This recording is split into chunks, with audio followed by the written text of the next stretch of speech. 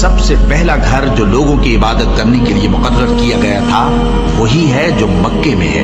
بابرکت اور جہان والوں کے لیے موجب ہدایت۔ اس میں کھلی ہوئی نشانیاں ہیں، جن میں سے ایک ابراہیم کے کھڑے ہونے کی جگہ ہے۔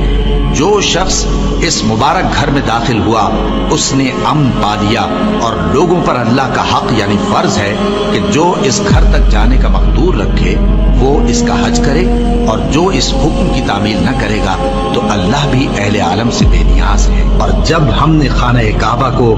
لوگوں کے لیے جمع ہونے اور امن پانے کی جگہ مقرر کیا اور حکم دیا کہ جس مقام پر ابراہیم کھڑے ہوتے تھے اس کو نماز کی جگہ بنا لو، اور ابراہیم اور اسماعیل کو حکم بھیجا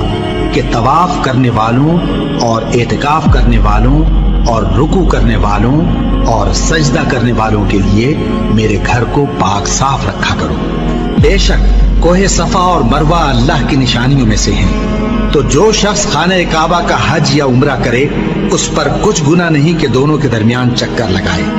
بلکہ یہ ایک نیک کام ہے، اور جو کوئی نیک کام کرے تو اللہ قدردان ہے، دانا ہے۔ اور اللہ کی خوشنودی کے لیے حج اور عمرے کو پورا کرو، اور اگر راستے میں روک لیے جاؤ تو جیسی قربانی میسر ہو کر دو، اور جب تک قربانی اپنے مقام پر نہ پہنچ جائے سر نہ منڈاؤ۔ اور اگر کوئی تم میں بیمار ہو یا اس کے سر میں کسی طرح کی تکلیف ہو تو اگر وہ سر منڈا لے تو اس کے بدلے روزے رکھے یا صدقہ دے یا قربانی کرے۔ پھر جب تکلیف دور ہو کر تم مطمئن ہو جاؤ تو جو تم میں حج کے وقت تک عمرے سے فائدہ اٹھانا چاہے وہ جیسی قربانی میسر ہو کرے،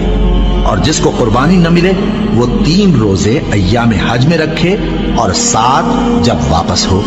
یہ پورے 10 ہوئے۔ یہ حکم اس شخص کے لیے ہے جس کے اہل و عیال مکے میں نہ رہتے ہوں، اور اللہ سے ڈرتے رہو اور جان رکھو کہ اللہ سخت عذاب دینے والا ہے۔ حج کے مہینے معین ہیں جو معلوم ہیں،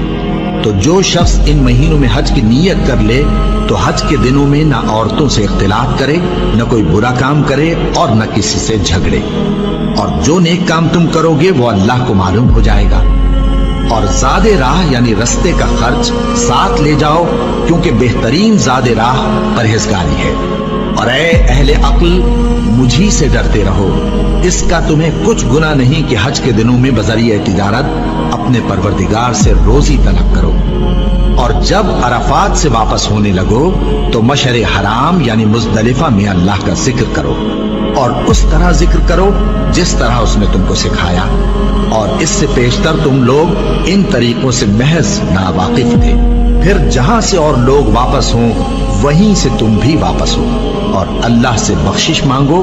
بے شک اللہ بخشنے والا ہے، رحمت کرنے والا ہے۔ پھر جب حج کے تمام ارکان پورے کر چکو تو مینا میں اللہ کو یاد کرو جس طرح اپنے باپ دادا کو یاد کیا کرتے تھے، بلکہ اس سے بھی